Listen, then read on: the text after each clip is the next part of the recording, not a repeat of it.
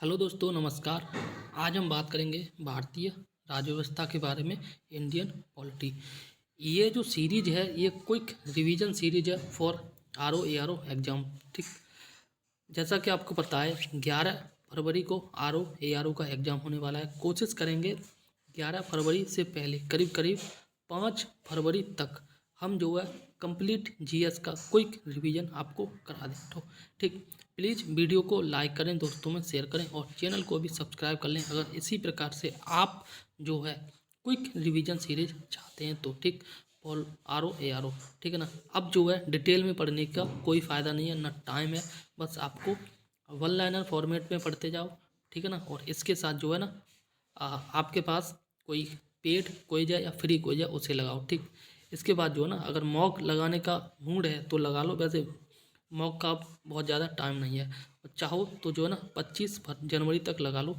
हालांकि 25 जनवरी आज ही है, और कह सकते हैं 31 जनवरी तक लगा लो, इसके बाद मत लगाना। ठीक, आइए डिस्कस करते हैं। यहाँ पे जो पहला क्वेश्चन है ये कह रहा है रेगुलेटिंग एक्ट 1773 के द्वारा जो सर्वोच्च न्यायालय की स्थापना की गई।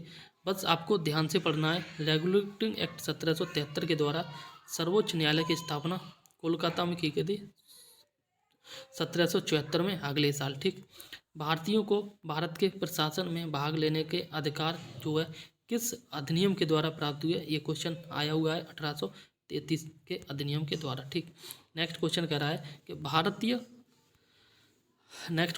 भारतीय विधान परिषद को बजट पर बहस करने की शक्ति जो दी गई ये 1892 भारत परिषद अधिनियम के द्वारा दी गई। ठीक है, नेक्स्ट क्वेश्चन कह रहा है केंद्रीय विधानमंडल सर्वप्रथम किस अधिनियम द्वारा द्विसदनीय बनाया गया? तो ये 1919 भारत सरकार अधिनियम या भारत शासन अधिनियम के द्वारा जो है द्विसदनीय बनाया गया केंद्रीय विधानमंडल को, और इसी अधिनियम को जो चेम्सफोर्ड अधिनियम भी बोलते हैं। ठीक, नेक्स्ट क्वेश्चन कह रहा है, इसको देख लो, भारत के राष्ट्रपति को अध्यादेश निर्गत या जारी करने की मूलतः शक्ति जो किस अधिनियम से प्रेरित है?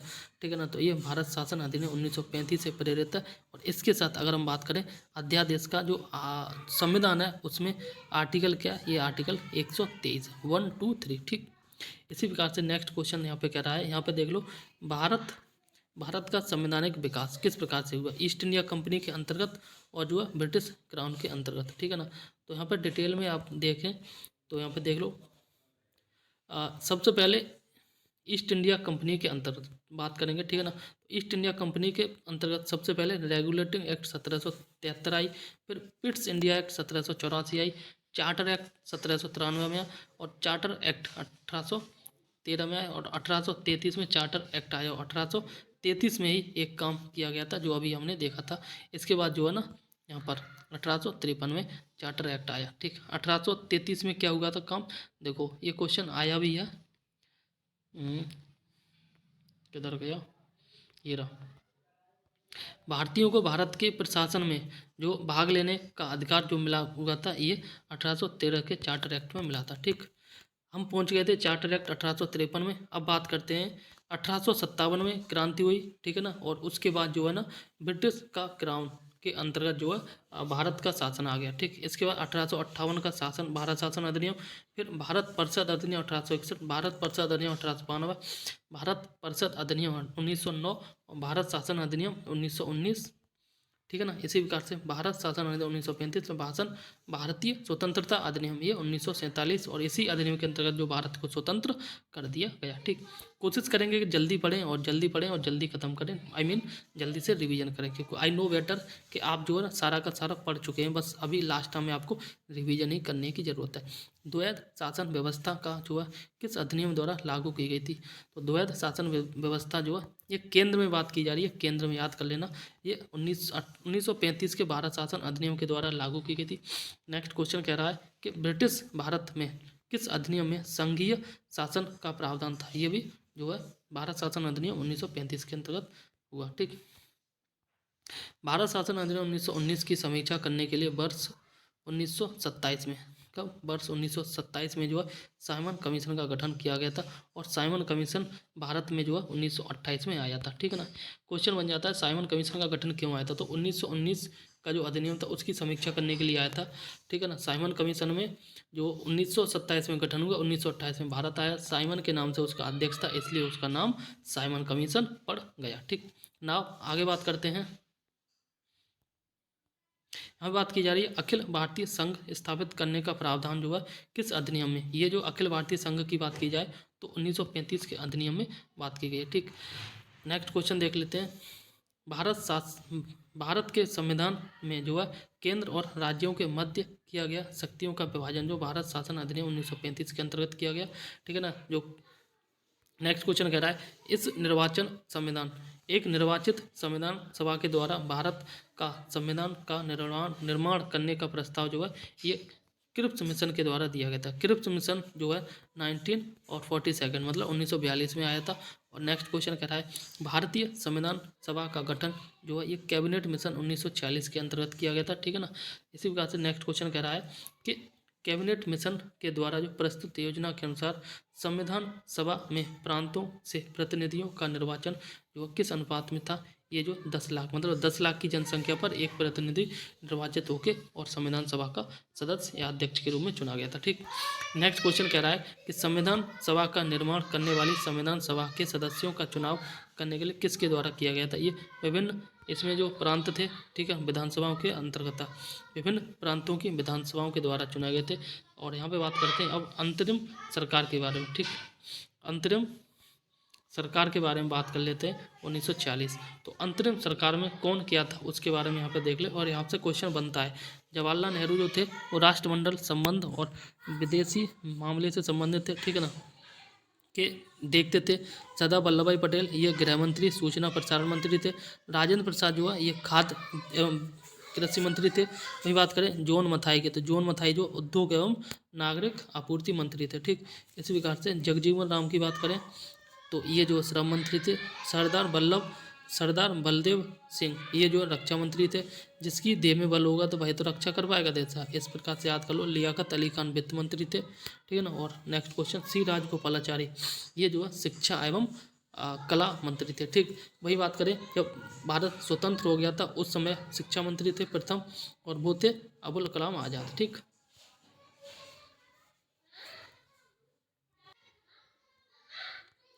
नेक्स्ट क्वेश्चन कह रहा है और ये कह रहा है कि भारत की संविधान सभा की जो पहली बैठक 9 दिसंबर 1940 को की गई। भारतीय संविधान का प्रारूप जो है सर बी.एन. राव के द्वारा तैयार किया गया था। पहली बैठक 9 दिसंबर 1940 को की गई और इसका प्रारूप का जो तैयार किया गया था सर बी.एन. राव के द्वारा तैयार किया गया था। ठीक, नेक्स्ट क्वेश्चन कह रहा है संविधान सभा का स्थायी अध्यक्ष जो राजेंद्र प्रसाद थे। ठीक, भाई संविधान सभा में पंडित नेहरू के द्वारा उद्देश्य प्रस्ताव जो पारित किया गया था ये 13 दिसंबर को पारित किया गया था। ठीक, नेक्स्ट क्वेश्चन कह रहा है कि नेहरू द्वारा प्रस्तुत उद्देश्य प्रस्ताव जो है संविधान सभा में जो है 22 जनवरी को पारित किया गया था। ठीक, स्वीकार या पारित एक ही बात है। ठीक है ना। देखो पेश किया गया था 13 दिसंबर को। ठीक है ना, नेहरू के द्वारा। वही बात की जा रही है, नेहरू द्वारा प्रस्तुत जो उद्देश्य प्रस्ताव संविधान सभा में कब स्वीकृत या पारित किया गया था, ये 22 जनवरी 1947 को किया गया था। नेक्स्ट क्वेश्चन कह रहा है भारतीय संविधान के निर्माण काल में संविधान सभा के कुल कितने अधिवेशन हुए। ठीक है ना, ये 12 अधिवेशन थे। ठीक है ना, कई यहाँ पे जो ना 11 अधिवेशन भी देखने मिलते हैं। 11 अधिवेशन तक तो काम हुआ था। 12वां अधिवेशन जब हुआ था उस समय केवल और केवल हस्ताक्षर हुए थे। ठीक, नेक्स्ट क्वेश्चन कह रहा है भारतीय संविधान के निर्माण में संविधान सभा को कितना समय लगा। ये इंपॉर्टेंट क्वेश्चन है, वनडे एग्जाम में पूछ लिया जाता है। 2 साल 11 महीने 18 दिन लगा था। ठीक है ना, 2 साल 11 महीने 18 दिन में भारतीय संविधान बन के तैयार हुआ था। ठीक, नेक्स्ट क्वेश्चन कह रहा है और ये कह रहा है कि भारतीय संविधान सभा के संवैधानिक सलाहकार कौन थे। ये सर बी.एन. राव थे। और नेक्स्ट क्वेश्चन कह रहा है भारत की संविधान सभा ने वर्तमान रूप में राष्ट्रीय ध्वज को कब अपनाया था। ठीक है ना, तो जो राष्ट्रीय ध्वज को अपनाया था ये 22 जुलाई 1947 को अपनाया था। ठीक, नेक्स्ट क्वेश्चन कर रहा है संविधान सभा की प्रथम बैठक की अध्यक्षता जो है सच्चिदानंद सिन्हा के द्वारा की गई थी और अस्थायी रूप से। ठीक है ना, अस्थायी क्वेश्चन ऐसे पूछा जाता है कि अस्थायी अध्यक्ष थे सच्चिदानंद सिन्हा, प्रथम बैठक की अध्यक्षता की थी सच्चिदानंद सिन्हा ने। ठीक है ना, और स्थायी अध्यक्ष थे वो आगे हम बात करेंगे। ठीक है, नेक्स्ट क्वेश्चन कह रहा है कि भारत का संविधान कब स्वीकार किया गया था। 26 नवंबर 1949 को और लागू हुआ था 26 जनवरी 1950 को। ठीक, आगे बात करते हैं संविधान सभा के बारे में। 9 दिसंबर 1946 को संविधान सभा की प्रथम बैठक हुई थी और जिसके प्रथम अध्यक्ष या अस्थायी अध्यक्ष जो डॉक्टर सच्चिदानंद सिन्हा थे। और इसके बाद 9 दिसंबर के बाद 10 और 11 दिसंबर 1946 को डॉक्टर राजेंद्र प्रसाद को स्थायी अध्यक्ष के रूप में चुन लिया गया था। और संविधान निर्माण का प्रारंभ जो है 13 दिसंबर 1940 को पंडित जवाहरलाल नेहरू के द्वारा प्रस्तुत उद्देश्य प्रस्ताव, ठीक है ना, तो उद्देश्य प्रस्ताव से हुआ था, ठीक। और यहाँ पे बात की जा रही 13 दिसंबर 1946 को पंडित जवाहरलाल नेहरू के द्वारा प्रस्तुत उद्देश्य प्रस्ताव, मतलब 13 दिसंबर 1946 को जवाहरलाल नेहरू ने उद्देश्य प्रस्ताव को पेश किया था। और वहीं बात करें 22 जनवरी 1947 को जो है सर्वसम्मति से इस प्रस्ताव को स्वीकार कर लिया गया था। और 26 नवंबर 1949 को भारतीय संविधान अंगीकृत कर लिया गया था। और 26 जनवरी 1950 को संविधान पूरी तरह से बन के तैयार हो गया था और तैयार होने के जो भारत में लागू भी हो गया था 26 जनवरी 1950 को, ठीक। नाउ आगे बात करते हैं। भारत का संविधान मूलतः 2 भाषाओं में लिखा गया, ठीक है ना, हिंदी और अंग्रेजी भाषाओं में लिखा गया था। और आगे यहाँ पे कह रहा है और सभी सदस्यों ने इन दोनों प्रतियों और पर हस्ताक्षर किए थे, ठीक है ना, दोनों प्रतियों पर हस्ताक्षर किए थे। और भारतीय संविधान जो ये हस्तलिखित है, याद रख लेना, हस्तलिखित है, ठीक। आगे बात करते हैं 26 नवंबर 1949 को भारतीय संविधान पर किसके द्वारा जो अधिनियमित किया गया, ये संविधान सभा के द्वारा अधिनियमित किया गया था, ठीक है ना, एक तरह से स्वीकार किया गया था, ठीक। जनगण मन को भारत के राष्ट्रगान के रूप में जो ये 24 जनवरी 1950 को लागू किया गया, जनगण मन को राष्ट्रगान के रूप में 24 जनवरी 1950 को अपनाया गया था, ठीक। नेक्स्ट क्वेश्चन कह रहा है भारत सरकार के द्वारा अशोक स्तंभ को राष्ट्रीय चिन्ह के रूप में जो है ये 26 जनवरी 1950 को स्वीकार किया गया था, ठीक। वहीं नेक्स्ट क्वेश्चन कह रहा है संविधान सभा की सलाहकार समिति के जो अध्यक्ष थे, इसके अध्यक्ष जो है ये सरदार वल्लभ भाई पटेल थे, ठीक है। एंड नेक्स्ट क्वेश्चन कह रहा है संविधान सभा की झंडा समिति के अध्यक्ष तो ये जो थे ये राजेंद्र प्रसाद थे, ठीक। नेक्स्ट क्वेश्चन कह रहा है प्रमुख समितियां एवं उनके अध्यक्ष, ठीक। यहाँ इंपॉर्टेंट क्वेश्चन है, यहाँ पे बन जाता है सॉरी,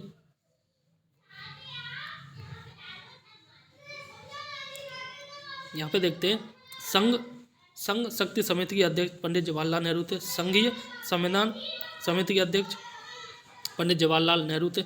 संघ शब्द आ जाए, संघीय शब्द आ जाए तो पंडित जवाहरलाल नेहरू इसके अध्यक्ष थे। प्रांतीय संविधान समिति के अध्यक्ष सरदार वल्लभ भाई पटेल थे। इसको ऐसे याद करो, सरदार वल्लभ भाई पटेल ने ही सभी प्रांतों को इकट्ठा किया था, उसके अध्यक्ष सरदार वल्लभ भाई पटेल थे।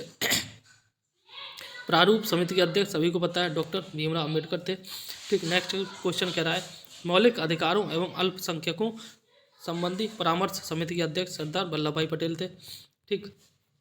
नेक्स्ट क्वेश्चन कह रहा है प्रक्रिया नियम समिति के अध्यक्ष डॉक्टर राजेंद्र प्रसाद थे। और राज्यों के लिए समिति के अध्यक्ष ये जो थे पंडित जवाहरलाल नेहरू थे। वही बात करें संचालन समिति के अध्यक्ष, ठीक, तो ये जो है सॉरी राजेंद्र प्रसाद थे, ठीक। आगे बात करें यहाँ पे देख लो संविधान सभा के कार्यों से संबंधित समिति के अध्यक्ष जो जीवी मावलंकर थे, ठीक। और जीवी मावलंकर ही प्रथम जो है लोकसभा स्पीकर थे।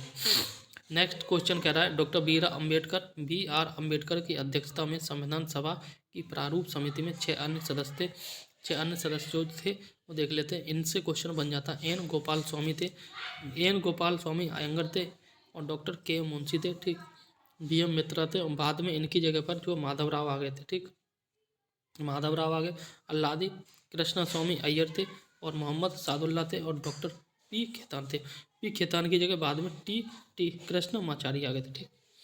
नेक्स्ट क्वेश्चन कह रहा है संविधान सभा ने डॉक्टर बी आर अम्बेडकर की अध्यक्षता में प्रारूप समिति का गठन जो किया था ये जो है 29 अगस्त 1947 को किया गया था प्रारूप समिति का गठन, ठीक। नेक्स्ट क्वेश्चन का बी आर अम्बेडकर का संविधान सभा में निर्वाचन किस प्रेसिडेंसी से हुआ था, ये बंगाल प्रेसिडेंसी से हुआ था निर्वाचन, ठीक। नेक्स्ट क्वेश्चन देखते हैं संविधान के विभिन्न प्रावधान व उनके स्रोत, ठीक। तो यहाँ पे देखते हैं